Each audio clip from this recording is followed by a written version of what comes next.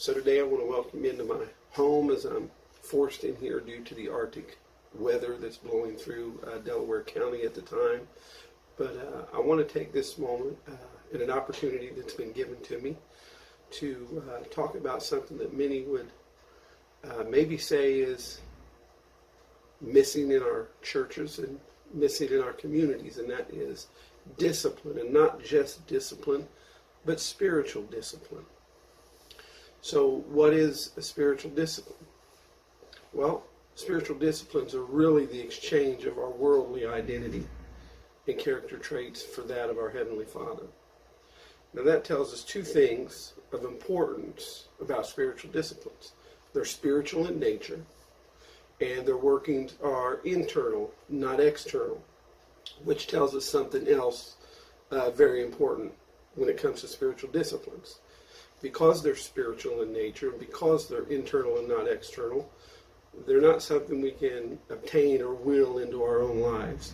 They are the result of an intimate relationship with our Heavenly Father. So with that in mind, we could say spiritual disciplines are the result of heavenly chemotherapy. Yeah, I like that. Because when we think about this, surgery and radiation therapy remove, kill, or damage cancer cells in a certain area of the body. But when we implement chemotherapy, it can work throughout the whole body. And that's really the essence of spiritual disciplines. That's what they're intended for. In fact, Foster says that they're intended for our good, and they're meant to bring the abundance of God into our lives. So we find that the nature of spiritual disciplines are to deal with us whole.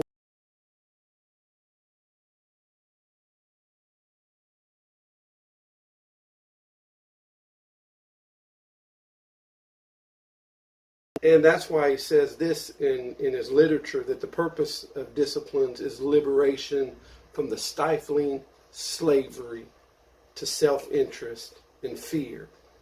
So I say all that to say this. Simply put, the more developed we are in our spiritual disciplines, the more authentic we are as representatives of God as His children.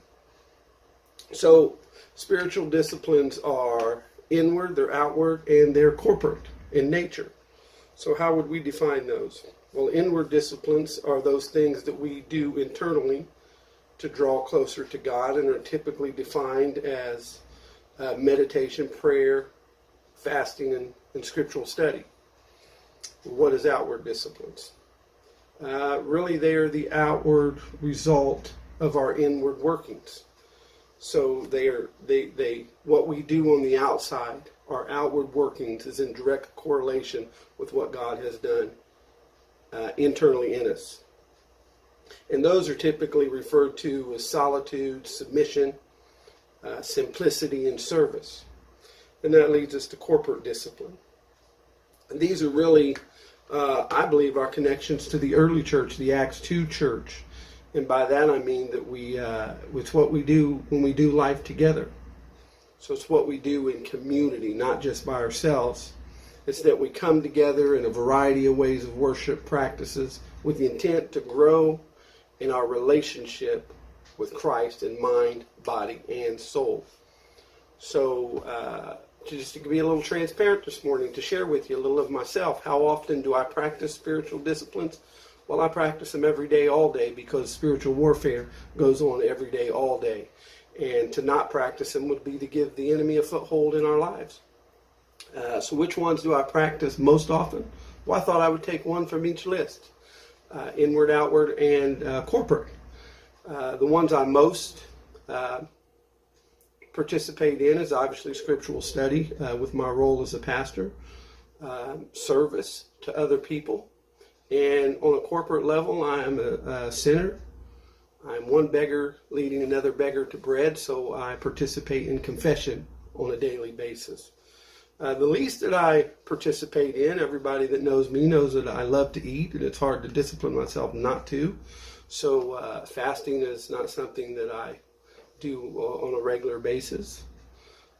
Solitude, because of my role. I enjoy being around people. I re-energize when I'm with people, so I don't generally spend a whole lot of time by myself, which affects my spiritual discipline of study.